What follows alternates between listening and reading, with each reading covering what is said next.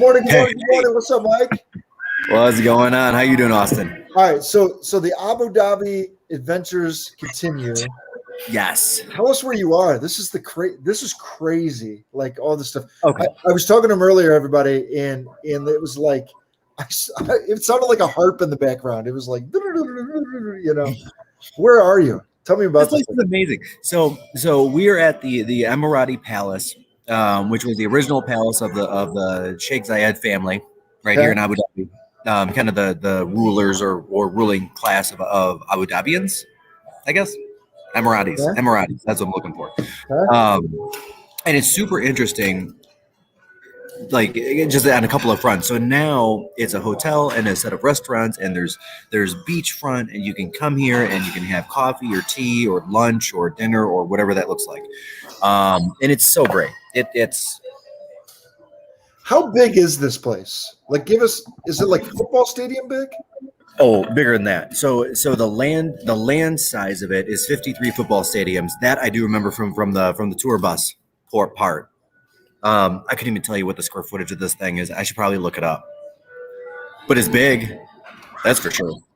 Yeah. Crazy. It's crazy. It's crazy. You did a tour in the whole thing, huh? Mm-hmm. Cool. Yeah. I know it's a lot bigger than the White House, but I don't know how much bigger. Right, because that's just what they do here. They just, they just go big, go big or go home. Yeah, like whatever somebody would think would be like a normal size palace, they'll go like 10 times bigger. Yeah, give me a bigger one. You better 10x it. Yeah. Good morning, Jennifer. What's up? Good morning, Jennifer. Good morning. Hey, so good morning, everybody, and welcome to the Real Estate Q&A. And so here's the deal, like. My name is Austin Pothast. I'm the director of sales on the Perna team. Mike Perna is our CEO. He's in Abu Dhabi. His sister just had a baby in December, so he's visiting his first niece. So congrats on that, Mike. And so here's what we do: is every morning, every Saturday morning, 10 a.m., we do real estate Q&A. And so whatever questions you have on anything real estate related, throw that in the chat box, and we'll make sure we get to it. And we'll hang out until we answer the questions, right, Mike? Absolutely. And I'm looking at this. Whoa. Okay, so this is the thing. So this Emirati Palace, which was completed in 2005, started construction in 2001, has the biggest dome on it in the world, right? And then it cost just a hair over $3 billion to build. $3 billion? $3 billion with a B. Jerry World, like the Texas football stadium, I think that was 1.2. So triple that. Yeah. So triple that. It has a 1.3 kilometer private beach, plus the hotel. Has a total of 114 domes. 114 domes? Yep. So it has a floor space of 850,000 meters. So what is that? What? Well, okay, so you would have to triple that to get the square foot, right? Because there's a little more than 3 meters in a foot. Or we can just Google it. All right, how many square meters? 850,000 square meters. And parking for 2,500 vehicles. Interesting. All right, that's 9.1 million square feet. That's amazing. 9.1 million square feet. That's wild. 9.1 million. Okay. So to put that in perspective, Somerset Mall in Troy is 1.45 million square feet. 9 times the size of Somerset. Yeah. So this place is the size of this palace is the size of like a small town. It's like the size of Livonia. I mean, it's huge. It's massive. Yeah. Wow. Yeah. It's like Rhode Island. That's what it is. Yeah. Rhode Island. It's like Delaware. By the way, you ever been to Delaware? I have actually. Yeah. I have. I would. The wide part of Delaware. It takes 45 minutes to drive across. That's it. You're going. Yep. Yeah. I went to Delaware. Actually, I went to Delaware. The only time I've ever been was back in 2000. I want to say 13 or 14. Yeah. It was the summer before my sister moved. And mid-June, they do a music festival there called Firefly. We just hopped in the car and drove down, grabbed tickets, and did this 4-day festival. It was amazing. Got to see the Foo Fighters, Weezer. It was an incredible event. Incredible event. Did you wear an unraveled sweater? That's a Weezer joke, ladies and gentlemen. I did not wear an unraveled sweater. That's a bad Weezer joke, ladies and gentlemen. Yeah. I had a really bad Weezer joke. And speaking of Weezer and my sister, that is a wonderful dress. You look great. Thank you. Yeah. You're welcome. Hey. Yeah. Hey, give me more coffee. Hey, so that's exactly what that was. Give me more coffee. So we should probably talk about some real estate, right? We probably should talk about real estate. By the way, good morning. Ian, throw your questions in the chat box. Yes. We'll make sure we talk about real estate. So good morning to everybody. Let's do that. And guys, throw some questions in. Anything at all. Anything that's on your mind, anything you want to know, and literally anything does not have to be real estate related. Yeah. And that's dangerous. But we'll go. What's on your mind? I got a couple things. What's on your mind? I want to hear what's on your mind because I've got nothing. For the first time, I actually have nothing on my mind. A good friend of mine, Jason, who lives out in Chicago area, tunes into us. And he was asking, he had kind of asked me on the side, like, man, I'd love to see, and he's a finance guy, right? I'd love to see some of the math on an investment property, right? Or talk kind of about the investment property side of things. And what's interesting is that there's a lot of talk about real estate, and there's a real opportunity for investors, and I think specifically buy and hold investors. Yeah. Right now within our market, and the reason I say that is because of the interest rate environment. Yeah, I would agree with you on that. And so sometimes what I find when I'm talking to investor clients is I'll have a conversation with them, and oftentimes they'll come into us and it'll be like, hey, I'm looking for foreclosures, or like I'm looking for, you know what I mean? And in the conversation that we usually have with that, Mike, is what? Someone asks foreclosures. What do you say? Well, are you looking specifically for a home owned by a bank, or are you looking for just a good deal? Right. And because a good deal is always, yeah. Mm-hmm. Oh no, and there are multiple different owners that could be a good deal for different reasons, right? Yeah. And to be fair, especially like in the first half, I'm going to go back like 13, 14 years on this. In the first half of the down market, there were some bank-owned homes that first like 18 months that were phenomenal deals. Phenomenal deals. Banks were literally just pricing them to get rid of them. They didn't care. And part of the reason of that was whatever their loss was, they turned around and presented a bill to Congress because Congress was bailing out the banks, right? Yeah. So they didn't care if it was a $300,000 house that they sold for $150,000, and let's say the mortgage amount was $280,000, right? They would take that bill of $130,000 and just give it to Congress, and Congress would write them the check back. Literally. Yeah. So it didn't matter.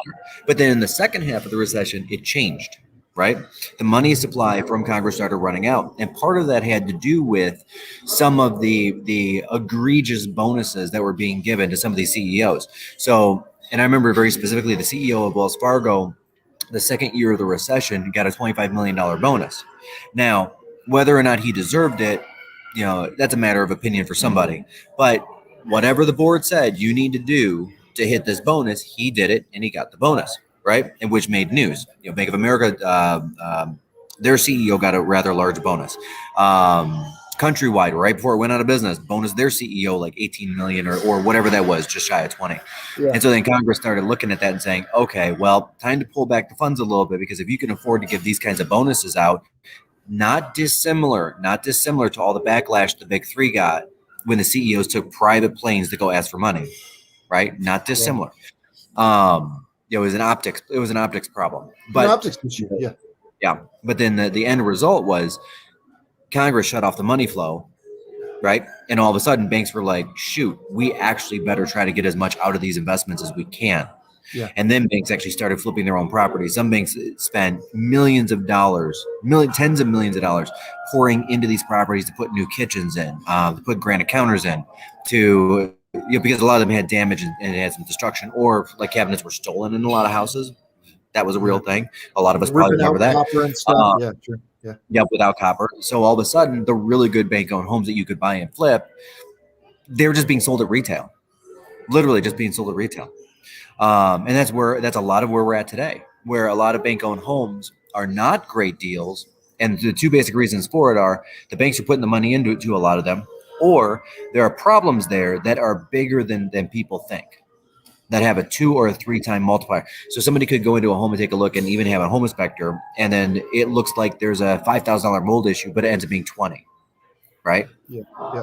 And those things happen. Those are real things. When you lock a house up for 18 months and nobody goes in, nobody goes out, and it just literally sits. A lot of things break when a home is not in use. That a lot of people that even inspectors can't see. Conversely, we have other pools to pull from that could be good deals, such as, sometimes with estate sales, people are more concerned about just getting rid of the property than they are about actually maximizing and getting absolute top dollar. Yeah. Right? Sometimes with a divorce sale, they'll see somebody mark a property down because, again, they just want to be done with the situation and they want to move on with their lives, and they're willing to take a little bit less for the property to get that done. You know what I mean? So there are other situations than just bank owned where an investor or even just a buyer can come in and have an opportunity to gain some instant equity that way. Yeah, so I'm glad you said that. So the first thing, because investors are always looking for a deal, so they'll come in and say foreclosure, and I'll say, well, okay, look, are you looking to get a foreclosure? Or are you looking to get a good deal? Looking to get a good deal. And then my next question to them always is, and by the way, I love investors. I work with them all the time. Matter of fact, I just had a cash deal go under contract in Oak Park, right? Well, and we're investors as well. Yeah, I love investors, right? It's great repeat business, right? But anyway, and they're great people. They know what they're doing, right? But anyway, so the next question out of my mouth is, what's your intent with the property? Are you looking to flip the property, or are you looking to buy and hold the property, right? And if they say flip, look, this is a tough flip environment. This is a really tough flip environment. You've got really low inventory. You better be cash. Yeah. Because if you're going to flip something, you really got to know what you're doing, especially with like inflated construction costs of wood costs and like really tough flip environment. As a matter of fact, if you're going to buy something and flip it in this environment, it's got to be ugly, like ugly, right? Gut it out, right? And so you got to come in cash. The banks won't finance it, that kind of thing. So that's that flipper conversation. If they say, no, I'm looking to buy it and rent it. And to be honest with you, I think a lot of people are making a mistake not buying more investment properties right now. As crazy as it sounds, right? Because everything that we're hearing is that home prices are inflated, but buying a buy and hold is a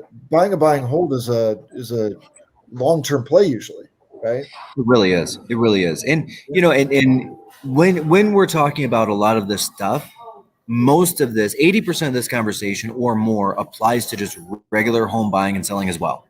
Yes. Right.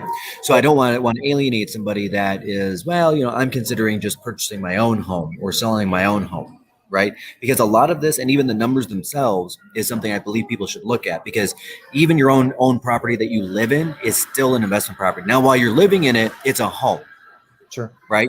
Like where you're at right now, Austin, that's a home. You've got AC, you've got Nicole, you've got Liv, you've got, it's a home. Yep. But the day that you emotionally detach and say, nope, I'm going to move, is not a home anymore. It's a house. It's a product. Yeah.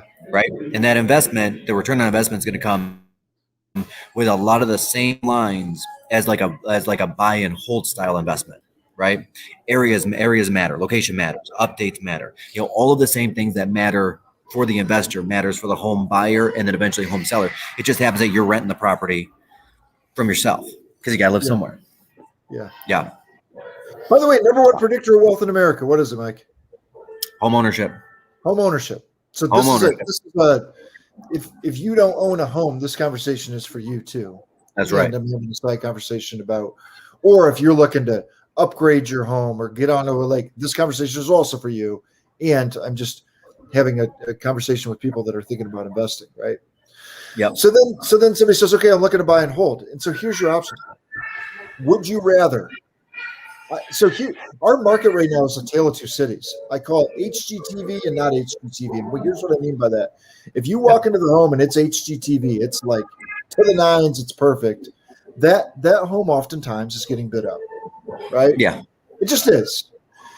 But 100%. homes that need some updating, a lot of people don't want to take on that work. And so, No. I can't tell you. Matter of fact, we have conversations with buyers all the time. Would you rather pay 50,000 more for? Would you rather pay 50,000 more for something that's completely updated, or would you rather pay a little less? I don't know if the number's 50, but you know what I mean. $20,000 less, $30,000 less, $10,000 less for something that just needs a little bit of work. Where you got to paint, maybe you got to replace a counter, maybe you got to paint some cabinets, maybe you got to do some carpeting, maybe you got to redo a bathroom. Like you know what I mean? Like maybe you got to go through and paint all the wood trim, or because it's they haven't updated all the wood trim since 1982. It's like if you can see past that stuff right now, you can really get a nice deal on homes. You really Absolutely can. Yeah, you can. And there's no, and I'm gonna try to say this right. So it's kind of a tale of two buyers right now. And I'm having this conversation this morning, in fact, with my brother-in-law, where when they go and make that purchase, the question is going to be, do they buy something for a little bit less, maybe a 10% discount or a 50% discount off the absolute peak of that neighborhood? And then they get the kitchen they want and the bathroom they want, and they get to pick everything else. Now, my sister, now this is kind of funny, right? So my dad's a master electrician. He would look at this and say, well, I'll just schlep up a kitchen myself because that's easy. He's done it before. He'll do it again, right? My sister's the other way. She's like, nope, I'd rather just write the check and put it and mortgage the upgrade. Yep. And essentially because, now, there are three of them. Life is busy. They're working, they've got the kiddo, they're looking at another kiddo coming down the pipe. Like all of these things are happening, and she'd rather buy back the time, even if it means it's not the 10 out of 10 kitchen that she wanted. It's the 9 out of 10 that somebody else put in. Yep. And that's okay. And there's no wrong answer. And then you've got a whole generation of people. So the millennials that are at or below essentially my sister's age at this point, most of these guys are coming in and the average down payment is still 5 or 10%. It's not 20 or 30%. So if they don't have 20% to put down, the other thing they don't have is money to go redo a kitchen or finish a basement. Yeah. Or some of those bigger items. They'd rather mortgage it because they can get approved for the loan. That's right. It's an extra $200 a month to put it on the mortgage. Screw it. I don't want to have to deal with it versus having to write a check for a new kitchen. Right? Yeah. This is a good question. This is a good question coming in from Jennifer. And this is also true of buyers. Again, they're just buying their own property for themselves, but they're buying them from another state and they don't have time because the market's so hot to come in and see it. So the question is, any tips for working with buy and hold investors that don't live in Michigan and want to buy a home sight unseen? Absolutely. And we work with investors that do that all the time. Absolutely. Yeah. And to be fair, and this is not to be offensive in any way when I say this, but I would say 60% of the homes that I personally have invested in, I never saw at any point in time. I didn't need to. I mean, if it's a Livonia 3-bedroom brick ranch, it's just like the one next door on the left and the one next door on the right. They're all the same, right? Here's my tip for somebody that's considering investing in Michigan because they live out of sight. Do it immediately. Like what you pay for what it rents for here in Michigan and what you get for school districts is insane. Like for example, Livonia, great schools. Mm-hmm. You can buy a 1,800 square foot colonial in a gorgeous neighborhood in Livonia for $260,000, and you can rent it out for $2,000. Yeah. And if you're an investor, that's insane. Yeah. Right. And now you're positive cash flow. Yep. Yeah. And guys, really at this point, and this is actually a conversation I was having with a person that lives here, but they come over from Washington D.C. area, and he didn't need his property in D.C. obviously, but after a couple of years here, he had lost his qualification to sell the property and not pay capital gains. Yep. Right? Because that happens, right? If it's not a primary residence, you're paying taxes on whatever you're gaining. And the property had tripled in value over the 10 years that he had owned it. So his accountant said, you really need to just do a 1031 exchange and go put it into a different property. But there are only 3 states that you should be looking at: Michigan, Florida, Texas. Because your taxes are lower. You have professionals that are renting properties, right? Your return on investment is amazing. Yeah. But he didn't say California. He didn't say New York. He didn't say DC, because a lot of that you're going negative ROI. You just are. I talked to an investor out of Seattle, and she couldn't believe it. She couldn't believe you can buy like some of the neighborhoods, like you buy something for $150,000 and rent it out for $1,200 a month. She was like, "You $1,300 a month." She goes, "You're kidding me? That's crazy." And I'm like, "Yeah." So it's a great environment, in which is why I'm glad we're talking about this. So the next option I give people is, right. So again, that conversation: would you rather buy something and get a little bit better of a deal, but have to put some money into it, or would you rather buy it turnkey? There's value in both. Yeah, there's value in both. You might overpay a little bit, and so sometimes, especially when people first start investing, they almost worry about what they're paying for the home now too much. Like oh, I better, so like they won't buy a house because they think it should be $10,000 less expensive, right? But let's actually talk math, Mike. Ready? Yeah. Well, So, okay, you want to talk math? You want to talk process? Let me go process first a little bit, because I want to make sure I'm answering Jennifer's question. So the first thing is an investor, and again, you're right. You got to determine which tool in the toolbox are we going to be using here. Yep. Are we looking for a fix and flip, or are we looking for a buy and hold? We've determined we're looking for a buy and hold. Second one is get with a great professional, and then start looking at, is this a 5-year buy and hold or a 20-year buy and hold? Because that could be 2 different areas, right? Like, as somebody that is looking at, let's say, a 20-year buy and hold, I might look at a Brighton or a South Lyon before I'm looking at a Novi or a Northville. Because I think the growth and appreciation there 10 years and 15 years out is higher, or even a Clarkston or something like that, than what Novi and Northville are going to see in 10 or 15 years, because that's where the construction is, right? And that's where tons of dollars are being pumped into schools that are pretty good and going to be great, right? Because those homes that they're building, they are expensive, and those people, they want the great schools. So we can pick up some extra appreciation over that 20-year span that we wouldn't necessarily get in some of the other towns, right? Yep. And again, that's what I would be looking at. And then the second thing we'd be looking at, and you're right, Austin, I mean, how much work do you want to do, especially as an out-of-town investor? And frankly, I'm not that different, because I'm out of time. Time is extremely valuable right now. It's a precious commodity to me. So like this last one was a little condo I bought in Southfield. It was done. And did I pay top dollar? Sure, absolutely. But here's the thing. And here's the thing. I was okay paying top dollar for 2 reasons. One, because I didn't have any time, and I could literally just stick a tenant in it a week and a half, 2 weeks later. Done. Easy, done. And positive cash flow on that thing, $300 a month. 2, I was a little bit in a rush to park some dollars, because basically the old Japanese adage, when's the best time to plant a tree? 20 years ago. When's the second best time? Today. The market was flying up in value, and I knew we were going to go up at least 10% in value. I didn't know it would be like 15 or 20%, but at least 10% in value. So I needed to park that cash. So if you're looking at investing, and again, when's the best time to plant a tree? 20 years ago. When's the best time to buy a home? Today. When's the second best time to buy a home? Tomorrow. When's the third best time?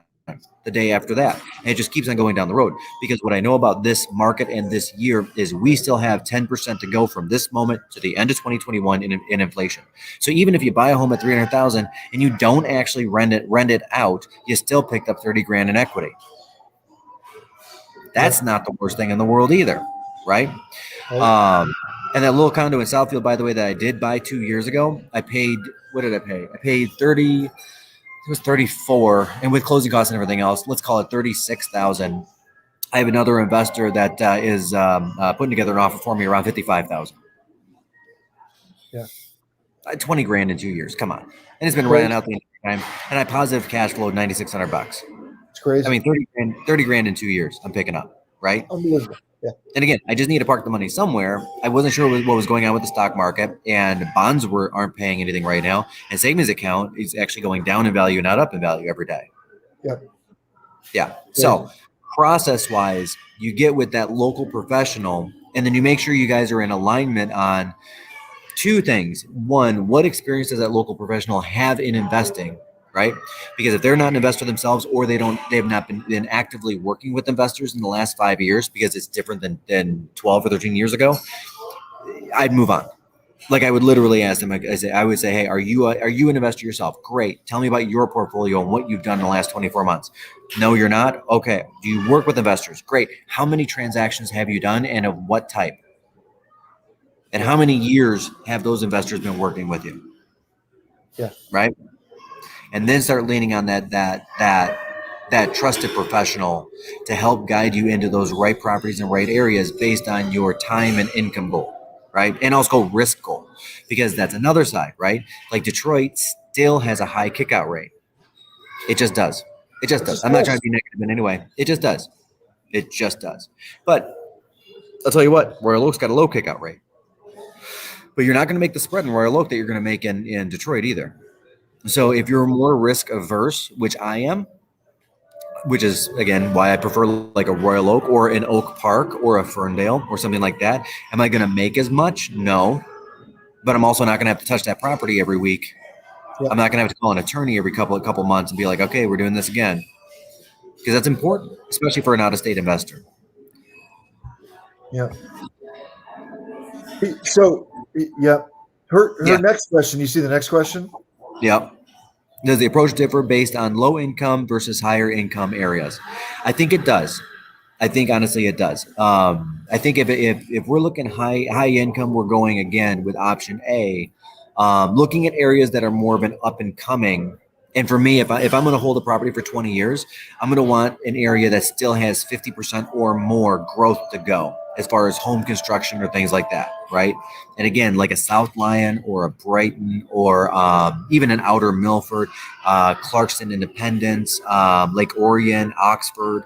I'm just kind of running across that ring of Metro Detroit, so to speak.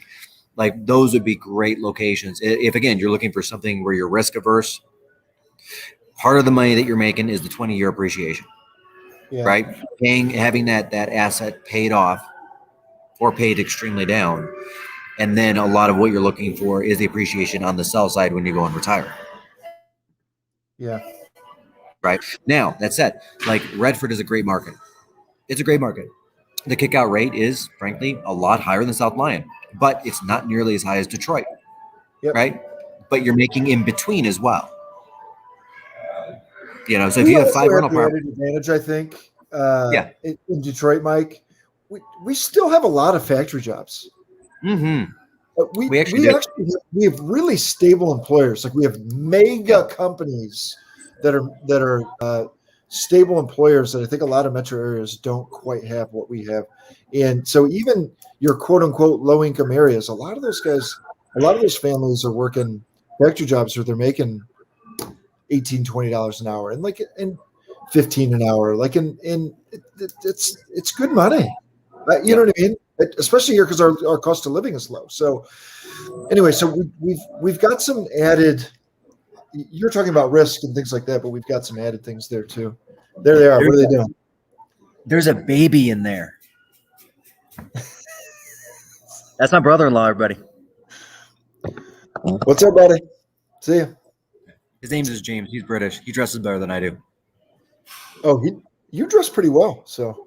Yeah, and he still crushes it. Well, good for him. Yeah, good for him. He'd really make me look like a bum. But anyway, so anyway, yeah. So the answer is yes, and all the more reason, Jennifer, you got to find someone that knows the neighborhoods. Knows the area. Absolutely. Yeah, and parking money in a house and renting that thing out and positive cash flowing and getting your 10 or 15% ROI per year, that's great. And let's be real, so my brother-in-law is in investment banking. It's what he does. And looking at these companies, and he himself has a lot of trepidation around the stock market because the stock market is so overvalued so overvalued right now is what he's thinking, that either there's going to be a stagnation coming or some sort of a bubble burst. And we saw it like just in this past week where, and the Dow did end up and Nasdaq did end up negative, right? It shored up a lot, but we still ended up not positive this week. There's an argument to be made that the stock market is at a very or close to peak valuation. So then what do you do? I mean, if you're poised for either a potential 10 to 20% dump on stock prices or just a stagnation of stock prices while inflation and everything else catches up and revenue catches up and all of those things, where do you put the money where you can get some sort of a positive cash flow? Because if you're not moving forward, you're moving backward, because the value of the dollar goes down every day because of inflation. Sure. Did you see the morning brew this morning, by the way? I didn't actually look at it this morning. What did it say? Really interesting. And I made some money in this space, and I call it gambling because frankly it's gambling. Yeah. There we go. Morning brew. There we go. Okay.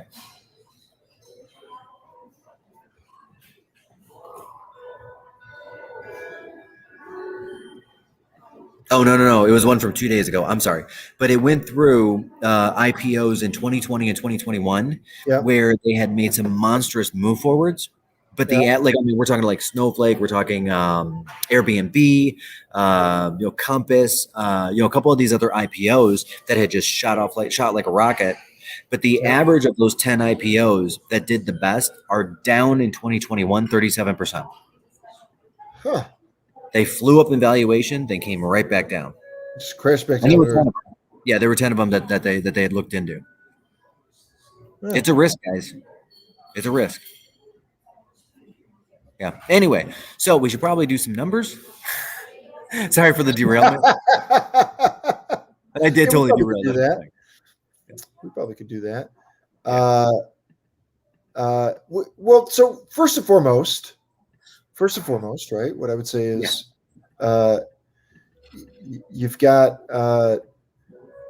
you buy a home. Let's pretend you even go the route of you're going to pay a little bit more, and not have to do any of the work, right? So let's even go that route. So let's pretend you're buying a home that's, I don't know, what do you want to say, $250, but then you ended up having to pay $265 for it, right? Okay, that's now, fair. Again, and what that would look like? What? Yeah. No, and I was going to say, and what that would look like is a nice property in Royal Oak right now. Something where you don't have to put any money into for the next, 5 years, let's just say. At least, yeah. So you buy something for $250 and you end up paying $265 for it. Now remember, you're an investor and you started that conversation with, I want to get a good deal, right? And now I'm going to talk you into right now paying $15,000 above, and I can make the math work all day. And my point is that don't trip over pennies. Mm-hmm. Don't trip over pennies, right? Or don't trip over dollars to say pennies. Is that how it goes? Right. Don't trip over dollars to say pennies. I don't know. Don't trip over pennies. I don't know how it works, but you got what I'm saying. Anyway, so you buy that property for $250. You ended up paying $265 for it, and then let's pretend you're owning that property for, what do you think, 15 years? Yeah, let's say 15 years. 15 years. Okay, give me a really conservative appreciation number. Over 15 years. How many? 5%, 4%, 5%. Great. I'll cut it in half. I'll say 2.5%. Okay. I asked for a really conservative number. Mike said 5%. I'm going to cut it in half and say 2.5% a year. Okay. So now I'm going to take that same property for 15 years, and I'm going to go off the $250 that it was priced at, not what you paid for it. Although I disagree with that, just to prove a point. In over 15 years, that property is now worth $363,605.99. It's $365 property now. Okay. So you gain $100,000 right there. Now, let's pretend you finance it. Let's pretend you finance it, and let's pretend you get into, and I don't know what investment rates are right now. Call it 3.5 to 4%. Yeah. I think it's about 3.5 actually. 3.5, 4%. Okay. Now take that 3.5% in. Now, by the way, let's pretend you get a mortgage on it. Who's paying the mortgage, Mike? Well, I mean, I'm writing the check. Uh-huh. But the reality is, I'm just taking the money from the guy and then giving a portion of it over to the mortgage company. Right. What's actually happening? Actually happening, right? And so, all right. So I'm going to take that same we'll say 265, and let's pretend you had to put down, I don't know, let's say you had to put down 20% to get into it. So call it 60,000 down, right? Yeah. And let's pretend that you ended up financing, call it 205, just for round numbers. Okay. That's about right. Fair enough. Okay. So that would put us, it's May of 2021 right now. So that would put us to May of 2036. Yep. Right? 15 years, May of 2036. Yeah. Okay.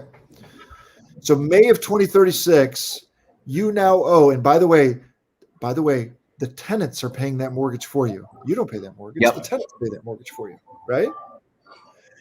You now owe $121,000 on that home, right? Okay. Yep, that's about right. So I'll take 205 and I'll back out 121, right? And that means you've profited now $84,000 in mortgage pay down. Also, you're probably going to get on a property like that. What do you think? A $300 a month positive cash flow? $400 a month positive cash flow? Somewhere in there? What's the mortgage? Yeah, so the principal and interest on it would be $920. And so if you do non-homestead taxes, call it a $1,400 payment. Yeah, that's about right. You're renting that property for $1,800. Yeah, and that home in Royal Oak right now would rent for $1,700 or $1,800. Yep. Okay, so let's call it $1,700, $300 a month. Now look, rents are only going up, everybody. Like, I mean, you might see like a short-term blip where they stay the same or go down, but like all in all, rents go up, just like home prices go up, right? Yep. So now over 15 years, you're profiting $300 a month in cash flow. 300 times 180 months is 54,000. Right. So 54,000 plus the 84,000 in mortgage pay down, plus the $100,000 increase in equity. 15 years from now, you've profited $238,000. Now, Mike, you're probably gonna have to put some money into it, right? Yeah. $20,000 in improvements or whatever. Let's even say it's $50,000 in improvements, right? Okay, I'm with you. Right, which is a crazy. So I'm going really extreme. I'm going really conservative on your profit numbers, and I'm going really extreme on the repair numbers.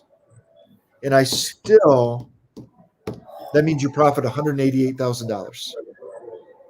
Okay. Which means if I take that over 15 years, you're profiting $12,500 on average per year. And multiply that by 20 years. No, multiply that by 18 years.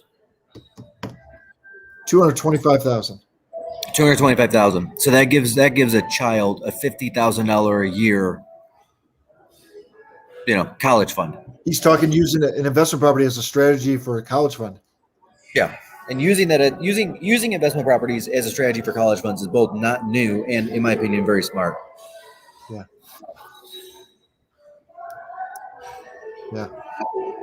Yeah. Just out of curiosity, what would appreciation be on $50,000 at 6% for 18 years? Say it again. What would appreciation be on? I'm sorry, not 20, 40. $40,000 at 6% for 18 years. All right.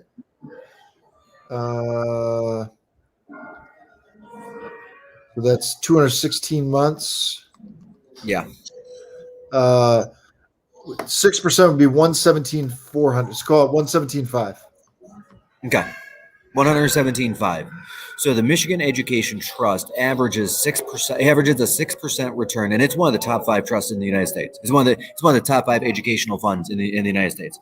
It averages a 6%, so you're going to have about $100,000, $115,000 at the end of it if you take that original down payment and do that instead of this. And how much did you get out of the house? $200,000. Right. We bet 190. Call it. Yeah. So that's a $70,000 positive swing in the house's favor for your kid's college fund. Yep. That's a lot. Yeah. That's a lot. And let's be real. 18 years from now, if you have a child today, there's a child right there. I can see There's that child. child. There's a child, which we had today. Well, not today, but several months ago. Again, it's a $70,000 swing. Who's to say that college will not be $50,000 a year in 18 years? And frankly, that's probably a conservative figure. Yeah. What, 20,000 a year now? By the way, that's what I'm planning for. Yeah. Yeah. Yeah. I'd like to. And let's say that you don't have to use all the money.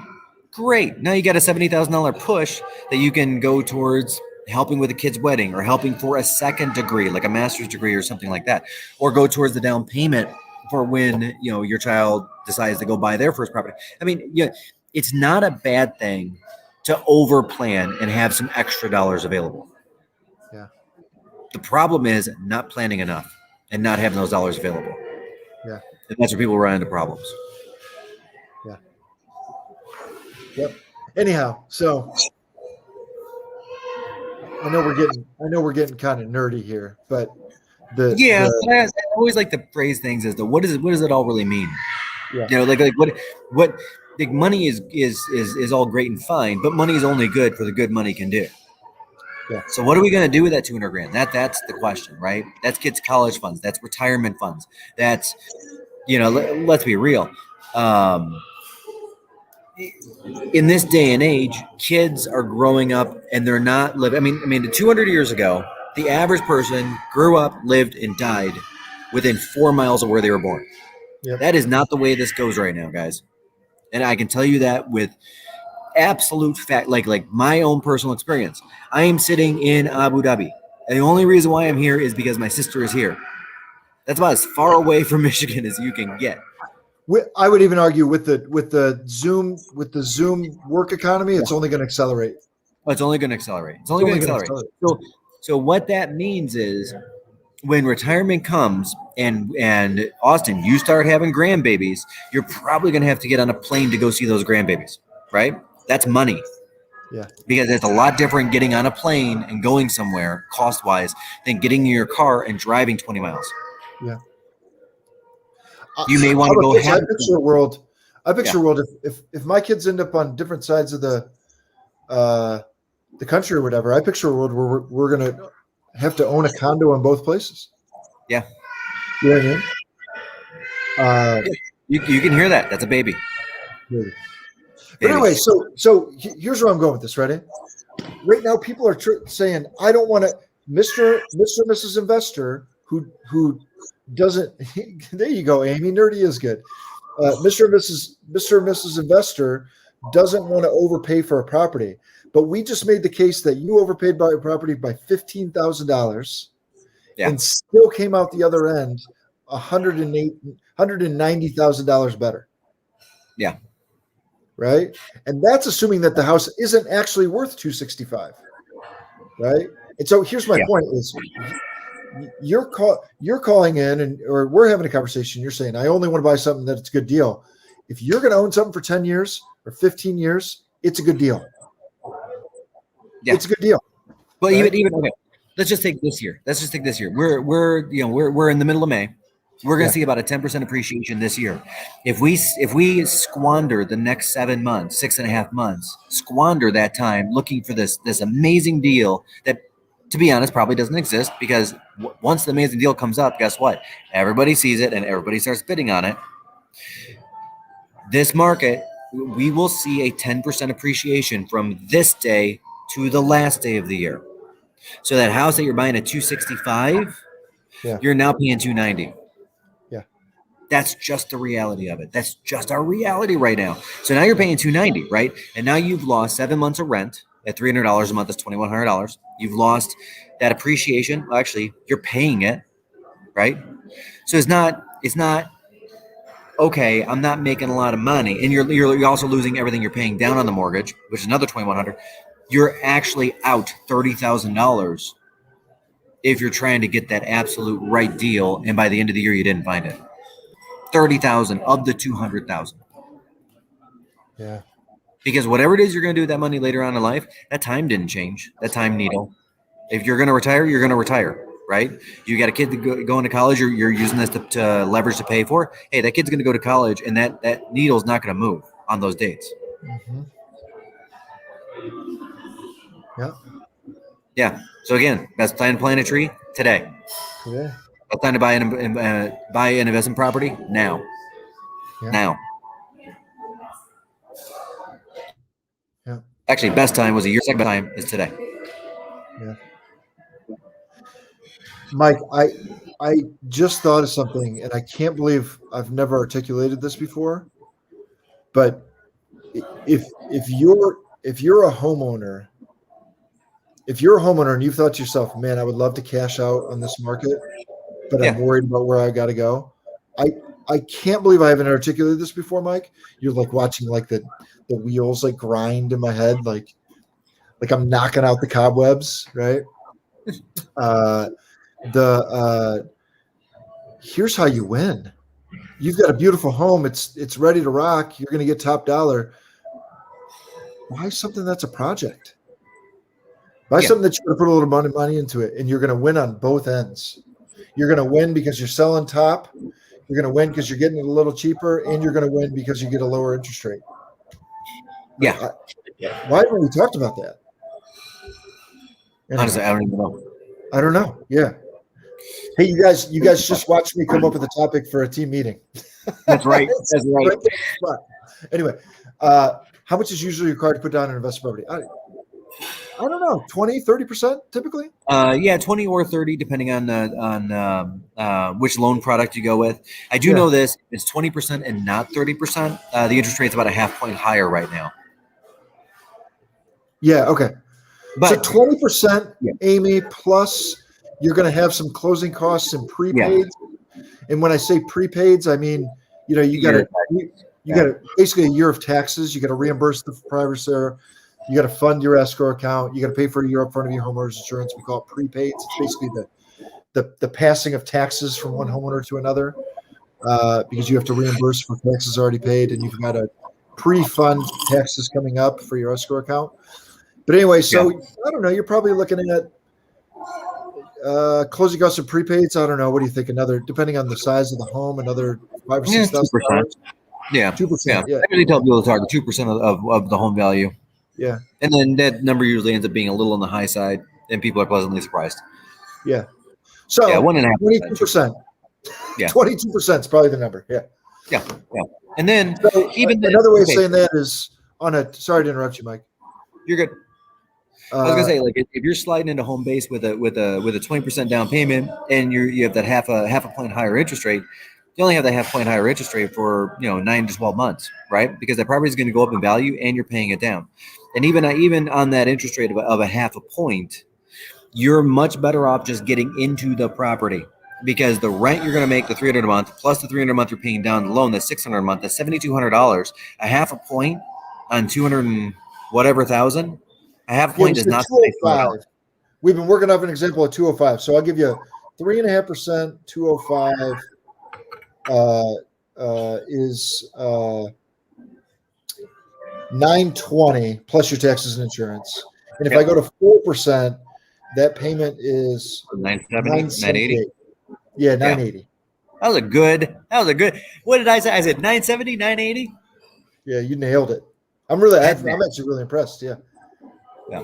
So we're talking $50 a month, which is $600 over the course of the year. You're still positive $6,600 versus waiting. Even if I take that 600 over the course of the 15 years you're going to own it, we can back out 600.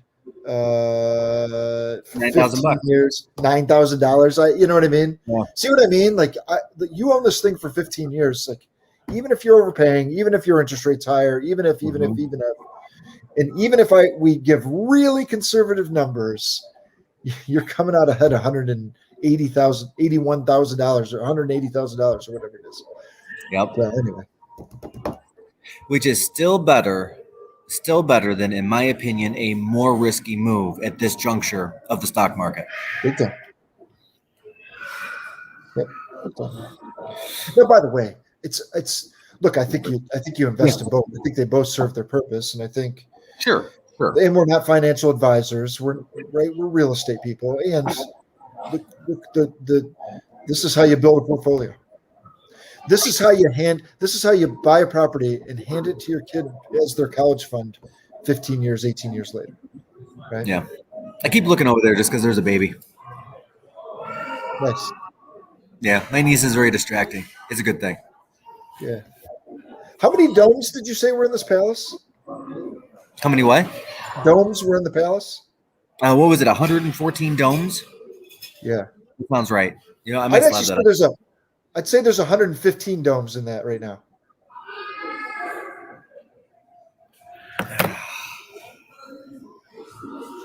That was bad. That was so bad. I've been waiting for an hour to give you that joke. Seriously? Yeah. Seriously? Oh. Yeah. Yeah, 115 domes. You're right. 115 domes in the house right now. Yeah. Amy, put up Amy's comment. Don't laugh at him. Don't laugh at him. He's not funny. Don't laugh at him. What's the name of the palace that you're at? Let me see. This is the Emirati Palace Hotel. Emirati Palace Hotel.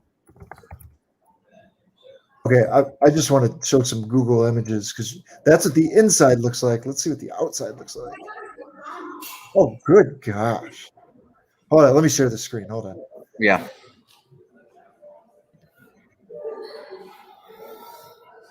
All right, I'm sharing. It's a 7-star hotel. Did you know that? My sister knew that, apparently. A 7-star hotel. How does that possible? Wow. I don't even know. Look at what this thing looks like. Hey, Austin, look what I got. Hold on. What do you got? You got a baby? I got a baby. Yeah, you do. All right, what am I doing? I'm stopping sharing this. Anyhow. And the answer, Amy, is no. Is no. I am never. Is that true? You're not coming back? What's that? Is that true? You're not coming back? I mean, I should, but do I have to? I mean, they have food here. They have all the necessities. Yeah. Yeah. All right, what else you got? Man, one question just took us 55 minutes to answer. Yeah. It's good though. It's good. All right, guys. Well, hey, who's got last call for questions? Who's got a question? Last call for questions. What you got? Oh.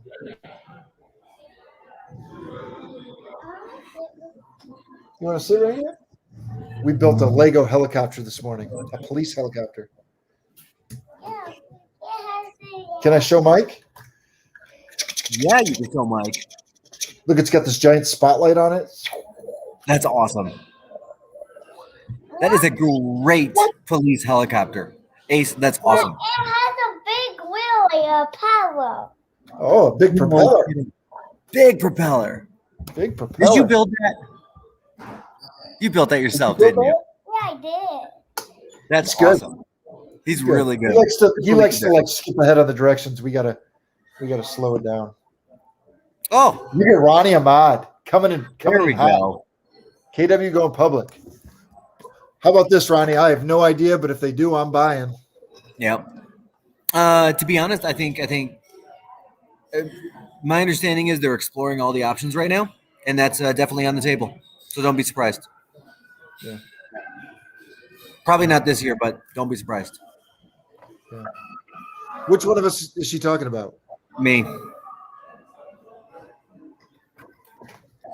I think she's talking about Ace. That's Ace. Scary to look at new tenant applications with great scores, but had not paid rent possibly. It's a whirlwind. Yeah, what Suzette is saying is like it's. I don't think are Greta and Lane coming over. I don't think they are. I think what she's saying is I think I understand. I think I understand. Yeah. Well, up until this point, we've had a pause on kickouts. Yeah. So even somebody with a great credit score could actually not pay rent, and it won't affect their credit. Yeah. Fortunately, a judge has now knocked that down, and we are past it, Yeah. which is exciting for Yeah. me. So I know, Mike, one of the strategies you talk about is that you underprice your rent homes by a little bit. Yeah, yeah. And That's just what I do. And I'm gonna be honest, guys. I'm lazy when it comes to this. Again, for me, time is a premium, yeah, like an extreme premium. If I had yeah, more time with it, or the investment properties were my full time job, I'd be juicing this thing for every penny I can. But like I've got a condo in Novi, and I'm putting up again. I'm gonna price it $100 below market. I am. So instead of pricing it at $15.75, I'll price it at like $14.50. I'll get 30, 35 applications, just like last time. I'll be able to pick the tenant I want because I've got the choices. And of those 30 or 35 applications, just like every time before that, 5 to 10 of them will be well above 700 in credit scores, like 720s, 750s, even some 8s, right? yeah, So then I'm going to look at the tenants and look at their background, call their previous landlords or apartment complexes, whatever that looked like. yeah, I'm also going to look and see where they're coming from because we've got some great people being moved in on assignment here in Michigan. I mean, Molly right over at Haggerty Road. I'm pointing as if I'm pointing towards Haggerty Road. I don't know what direction Haggerty Road would be in from here. I just always seem to point behind me when it comes to Haggerty Road. But Molly is still moving in engineers and some other people on 18 and 24-month projects that are homeowners. They're just choosing not to buy because they're here for an 18-month project and then they're gone. And then they're reassigned to somewhere else or whatever that looks like.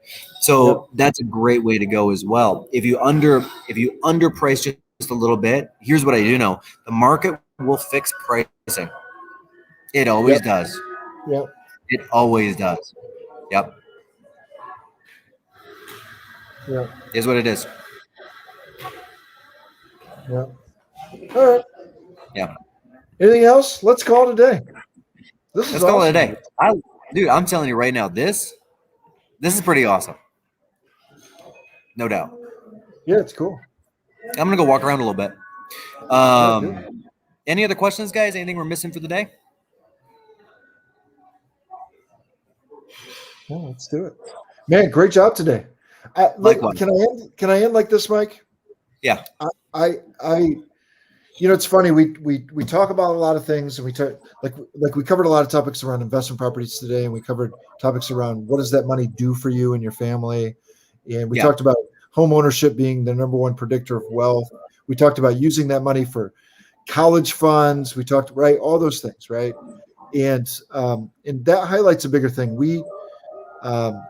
One of the things that I tell people all the time, or that I tell our agents all the time, Mike, is that we are the stewards of a decision, right? We're never gonna sell somebody a home that they don't want to buy. Instead, it's our jobs to listen to our clients and help them build wealth for their families and do other things, right? And it's really important to us. Matter of fact, one of the things I always say is the only way to properly love or lead anybody is to listen to what's important to them and then help them accomplish it, right? And with that said, we are put in a position every day to help people with oftentimes their largest decision, and the trust that our clients put into us, and that even the trust you all put into us by watching this. I can't tell you how grateful we are. I can't say it enough how grateful we are and how seriously we take that and how honored we are to be a part of that journey, even if it's a little part, right? And to be able to give you great advice and care about your family and all of it. So anyway, shout out to all of our clients. Shout out to all you guys that are watching, and we appreciate, and we're honored, and we're really grateful. I don't know. Does that make sense? It makes perfect sense, and that's an amazing note to end on. Yeah. Thank you, Austin. I appreciate it. You said way better than I could. And same sentiments. Well, same sentiments. I kind of rambled. Anyway, that's what we do around here. We ramble. That's it. All right, guys. See ya. Have fun today, Mike. You as well. Thanks, Austin. See ya.